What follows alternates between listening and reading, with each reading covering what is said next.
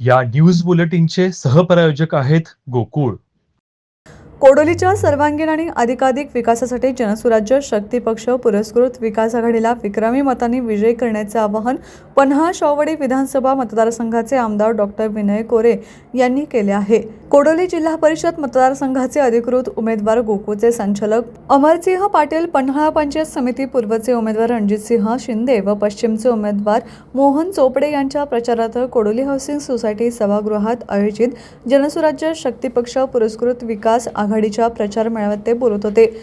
यावेळी आमदार कोरे म्हणाले की पन्हाळा शाहूवाडी मतदारसंघाचा विकास डोळ्यासमोर ठेवून सन 2019 मध्ये पारंपरिक संघर्ष बाजूला ठेवत माजी आमदार स्वर्गीय यशवंत एकनाथ पाटील यांचा गट व आपला गट एकत्र आला.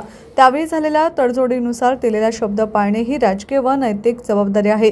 त्या अनुषंगाने दोन्ही गटातील कार्यकर्त्यांनी नियोजनबद्ध व प्रामाणिकपणे प्रचार करून अमरसिंह पाटील व त्यांच्या आघाडीतील उमेदवारांना विक्रमी मतांनी विजयी करावे असे आवाहन त्यांनी केले.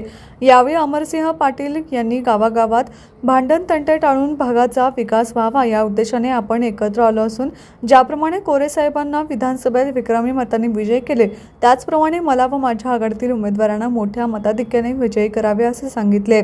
आमची जोडी ही राम लक्ष्मणासारखी असून ती पुढेही कायम राहील असे भावनिक आवाहन त्यांनी केले. पंचायत समितीचे उमेदवार रणजितसिंह शिंदे, मोहन चोपडे यांनीही निवडून देऊन सेवा करण्याची संधी द्यावी असे मतदारांना सांगितले. प्रचार मेळाव्यात गोकुळचे माजी संचालक विश्वास जाधव, वारणा दूध संघाचे उपाध्यक्ष HR जाधव, जनसुराज्य शक्ती पक्षाचे प्रवक्ते ॲडव्होकेट राजेंद्र पाटील यांच्यासह अनेक मान्यवरांनी मनोगत व्यक्त केले. कार्यक्रमास वारणा परिसरातील स्थानिक स्वराज्य संस्थांचे पदाधिकारी, आजी-माजी सरपंच, ग्रामपंचायत सदस्य, कार्यकर्ते व युवक मोठ्या संख्येने उपस्थित होते. स्वागत व प्रास्ताविक माधव पाटील यांनी केले. सूत्रसंचालन गणेश शेडगे यांनी तर आभार मोहन राबाडे यांनी मानले. TV नेक्स्ट साठी देवाळून प्रभाकर पाटील.